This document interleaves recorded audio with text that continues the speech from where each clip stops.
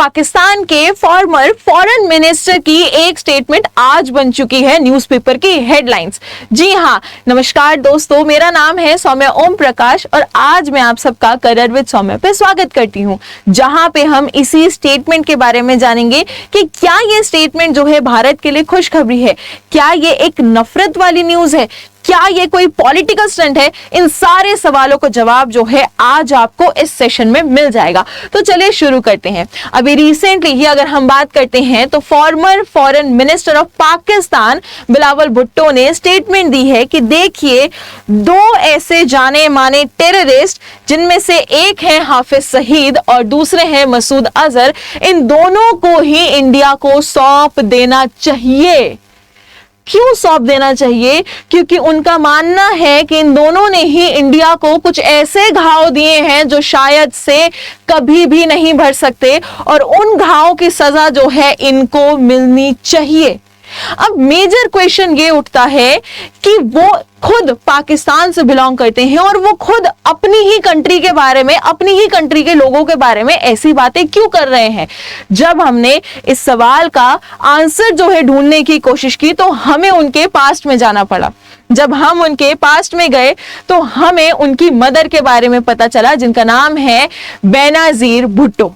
अब बेनजीर भुट्टो की जब हम डेथ की बात करते हैं तो हमें पता लगा कि इनकी जो डेथ है वो टेररिस्ट अटैक में हुई थी। इसी वजह से जो बिलावल भुट्टो है वो कहीं ना कहीं टेररिज्म के बहुत ज्यादा अगेंस्ट है। और दो आज तक नहीं पता चल पाया है कि ये जो अटैक था वो किन्होंने करवाया था। बहुत सारे मिथ हैं कि शायद से उस टाइम पे जो आर्मी चीफ थे उन्हीं के द्वारा जो है ये टेररिस्ट अटैक किया गया। बट अगेन कोई भी कंफर्म्ड न्यूज जो है हमारे पास नहीं है। ये सिर्फ एक क्या है, मिथ है जो शायद से बोली गई होगी, मे बी रियलिटी है, किसी को नहीं पता है, बिकॉज ऑन पेपर्स ऑफिशियली ये कहीं पे भी मेंशन नहीं है।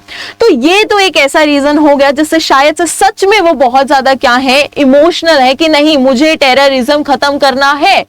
ये तो एक पर्सनल रीजन था ना, लेकिन करंट सिचुएशन का रीजन भी है इसमें और वो है आपका इंडस वाटर। जैसे कि आपको पता ही है कि इंडिया ने इंडस वाटर जो है वो रोक दिया गया है और इंडिया ने सीधा कहा है कि देखो, जब तक पाकिस्तान टेररिज्म के खिलाफ कोई भी एक्शन नहीं लेगा ना, तब तक हम इंडस का पानी नहीं छोड़ेंगे, तब तक हम पानी फ्लो नहीं होने देंगे। शायद से इसी चीज को सोचते हुए बिलावल भुट्टो ने सोचा कि इंडिया के साथ रिलेशंस ठीक करने का टाइम है और ठीक करने के लिए हमें इन दोनों को ही इंडिया को सौंप देना चाहिए। But the major point is, अब आप कहेंगे कि ये दोनों है कौन और इंडिया को क्यों सौंपना चाहिए, घाव कैसे दिए गए, ये भी तो जान लो।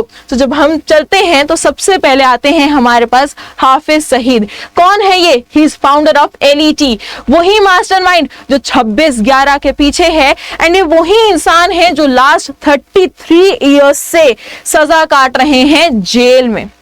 बट यहाँ पे एक छोटी सी चीज जो आपको याद रखनी पड़ेगी कि ये सिर्फ जेल में सजा नहीं काटते हैं, इनके सपोर्टर्स इतने हैं कि वो प्रोटेस्ट करते हैं और सेफ्टी मेजर्स की वजह से इनको हाउस अरेस्ट भी किया जाता है और ये मैक्सिमम टाइम जो है हाउस अरेस्ट ही रहे हैं। चलिए, एटलीस्ट इनके बारे में हमें पता तो है कि ये जेल में है या फिर हाउस अरेस्ट है। बट जब हम बात करते हैं किन की, मसूद अजहर की, तो इनके बारे में हमें नहीं पता कि ये आज के टाइम पे कहाँ है और कैसे हैं। इसके साथ साथ ही कौन है? He is leader of JeM. इनका लिंक जो है वो पार्लियामेंट अटैक के साथ था जो 2001 में हुआ।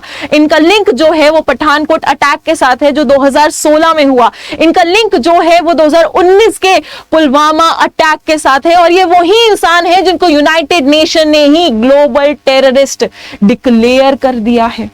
जी हाँ, और इन्हीं दोनों को सौंपने की बात हो रही है। यही नहीं, जब ये बिलावल भुट्टो की स्टेटमेंट बाहर आई तो उनके बेटे ने कहा, जिनका नाम है तलहा सईद, कि ये जो स्टेटमेंट है वो बहुत ज्यादा इंसल्टिंग है, वो नेशन के खिलाफ है और ये स्टेटमेंट जो है ये दिखा रही है कि जो बिलावल भुट्टो हैं वो इंडिया को क्या कर रहे हैं, सपोर्ट कर रहे हैं। वो इंडिया की जो नैरेटिव है उसको सपोर्ट कर रहे हैं और इसके जो कॉन्सिक्वेंसेज हैं वो उनको फेस भी करने पड़ सकते हैं।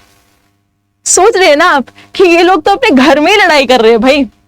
हम आगे चलते हैं, इसी बात को सुनते हुए बिलावल भुट्टो ने भी जवाब दिया और ये कहा कि देखिए, हमें पता है हाफिज सईद जो है वो 33 इयर्स से क्या कर रहा है, सजा काट रहा है।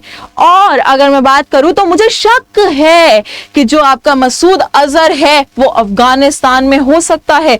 मतलब अभी मैंने कहा थोड़े ही टाइम पहले कि हमें नहीं पता कि मसूद अजहर कहां है, बट इन्होंने शायद से बातों बातों में ये हिंट दे दिया है कि मसूद अजहर जो है अफगानिस्तान में हो सकता है। और अगर ये सच में कोई हिंट है तो इंडियन इंटेलिजेंस को एक बार इस हिंट को थोड़ा सा स्टडी करना चाहिए। क्या पता इस हिंट से हमें कुछ ऐसा मिल जाए जिसकी शायद से हमें बहुत समय से तलाश थी।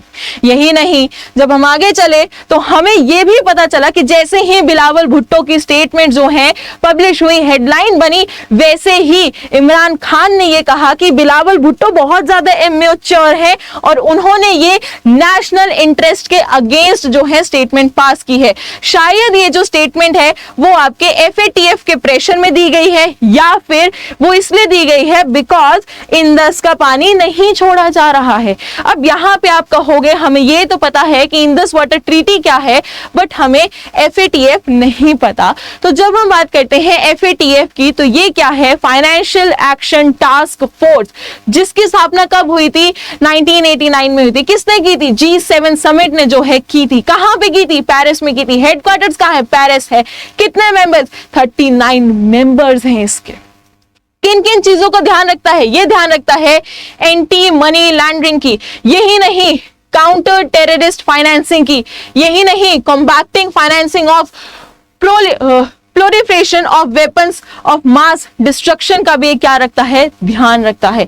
यहीं से निकल के आती है कि जो FATF है वो 2 लिस्ट निकालता है, जिसमें से पहली है ग्रे लिस्ट और दूसरी है ब्लैक लिस्ट। जो ग्रे लिस्ट है वो कुछ ऐसी जगहें हैं वर्ल्ड में जिन पे ये ध्यान रख रहा है कि शायद से यहीं से जो है टेररिस्ट को क्या मिल रहा है, बढ़ावा मिल रहा है। जो टेररिज्म है वो इन्हीं जगहों से बढ़ रहा है। वो कौन सी लिस्ट में है, ग्रे लिस्ट में है। और जिन पे इनको पूरा पूरा यकीन है वो कहां पे है, ब्लैक लिस्ट में है, जिनके अगेंस्ट जो है ये सीरियस डिसीजंस भी लेते हैं। अब सवाल आता है क्या इंडिया इसका पार्ट है, तो यस, 2010 से इंडिया जो है इसका पार्ट बन चुका है। इंडिया इसका फुल टाइम मेंबर है।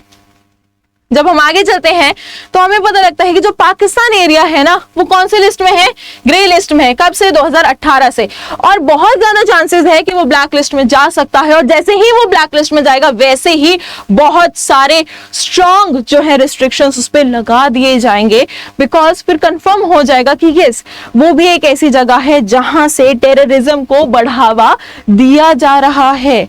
इसी के साथ साथ जब हम आगे चले तो हमें इनका भी नाम जो है दिखाई दिया और इनका नाम है तहवूर राना। अगर आपको पता हो तो तहवूर राना पे ट्रायल होना था, बट यूएस के साथ हमारी क्या थी, ट्रीटी थी, जिसकी वजह से जो प्रोसिक्यूशन है उसके स्कोप यहाँ पे बहुत ज्यादा लिमिटेड कर दिए गए।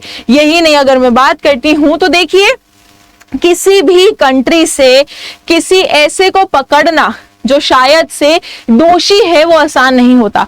आप ये मैप देख रहे होंगे, इस मैप में जो भी एरिया ग्रीन कलर के हैं उन एरियाज के साथ इंडिया के बहुत अच्छे बॉन्ड है। तो अगर हमें उन एरिया से किसी भी ऐसे इंसान को पकड़ के लाना है जो इंडिया की नजरों में दोषी है तो वो बहुत ज्यादा आसान है। और अगर आप ध्यान से देखेंगे तो इसी में अफगानिस्तान भी आता है।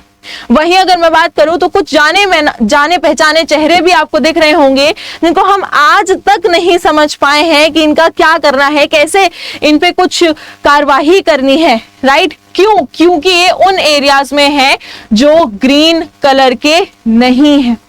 वहीं अगर हम आगे बात करते हैं तो हमें कुछ अटैक्स के बारे में भी याद रखना पड़ेगा जो पीछे हुए थे। अभी हमने पीछे उनके नाम भी जो हैं देखे, जैसे कि 26/11 जो 2008 में हुआ, जिसमें लगभग 166 लोगों की क्या हो गई, डेथ हो गई। 300 लोग जो हैं यहाँ पे घायल हो गए। वहीं जो 2001 में पार्लियामेंट में अटैक हुआ जहाँ पे 12 लोग मारे गए, 18 से ज्यादा घायल हुए। 2016 में जो पठानकोट में हमला हुआ जिसमें 11 लोगों की जान गई।